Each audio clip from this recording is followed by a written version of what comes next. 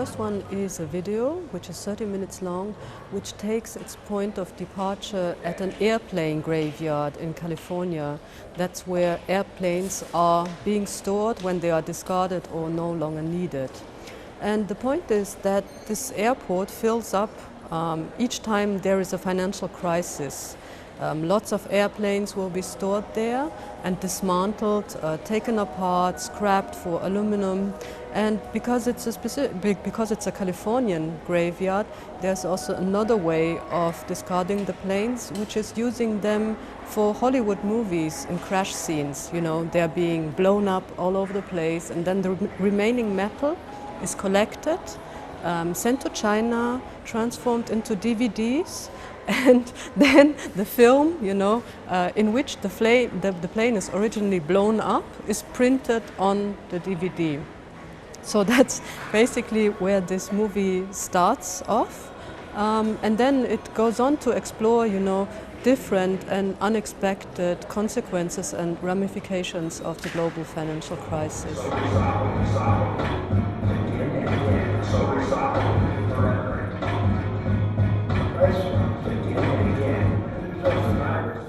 I mean, first of all, there's the level of material reality of the cultural industries. So what are the materials we use every day to make images, produce images, circulate images, distribute images?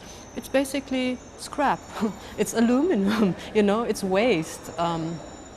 It's junk, if you like, and this junk is being recycled over and over again. So I was really interested in the material carrier of, you know, all the images we do consume every day. That's one aspect. The second aspect, which is a bit more uncanny and sad, is that our cameraman, I mean the cameraman of our crew, was himself hit very badly by the financial crisis. The family lost basically everything they had, and that provided a very somber, let's say, note to the end of the film, seeing that there is no safe distance from which to observe such kind of phenomena. They are not happening far away. They are within the entertainment industries, within the cultural production itself.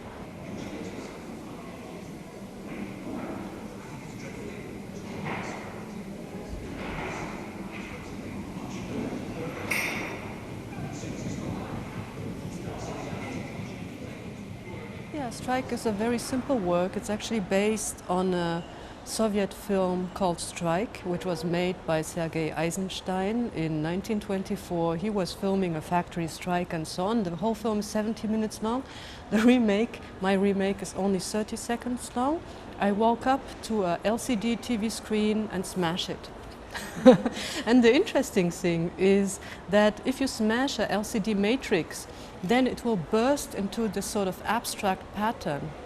It's not that the TV is destroyed, but actually there's a new image being produced. It's an abstract image which shows the matrix itself, and without the matrix you cannot show anything. The matrix is again like the base of communication, if you like.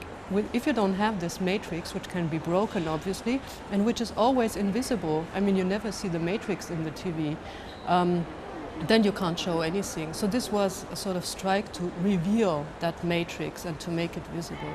The conditions under which things become visible and imaginable, those conditions are mostly invisible, you know, like the matrix of a TV. But you have to break them in order to make them visible.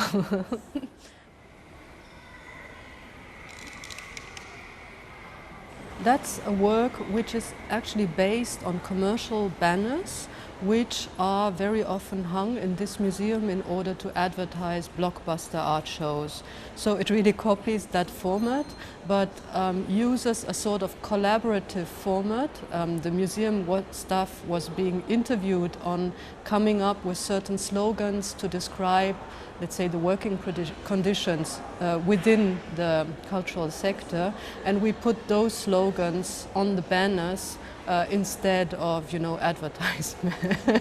It's a sort of propaganda advertisement work. They originate with a writer called Frantz Fanon, who was a French writer, mainly working in the context of decolonization of the African countries. So he wrote the philosophy of decolonization, if you like. And in one of his works there is this slogan which says, every spectator is either a coward or a traitor.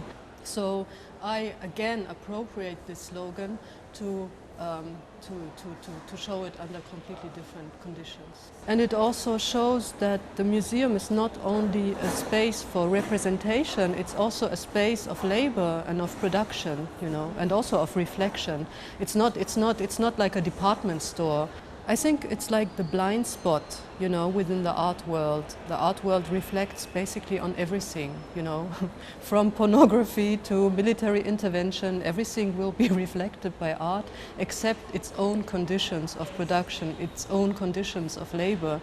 This seems to be like a blind spot. Nobody likes to reflect, because otherwise you might have unpleasant conversations with your sponsor, I suppose.